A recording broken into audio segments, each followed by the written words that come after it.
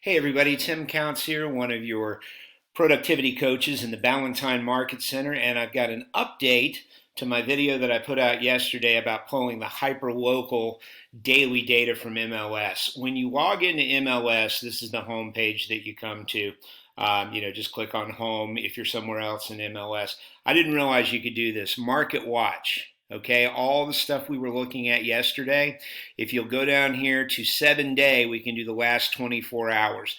Difference is going to be is if I say today, a lot of this stuff hasn't happened yet, but in the last 24 hours, that's going to give me a picture of the coming soon, new listings, price increase, decrease, all the stuff that we talked about yesterday. Here's the great part. We can go in and customize that report.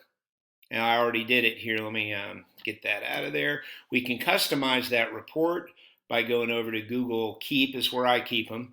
There are the zip codes from our lore area.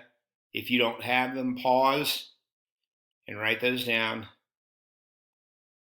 But we just simply copy and paste.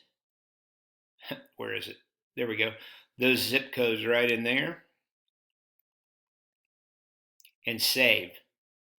Now we have a customized search of those zip codes in the last 24 hours. We can look at today. We can look at the last 3 days. It'll show you that hyper-local look that we were talking about.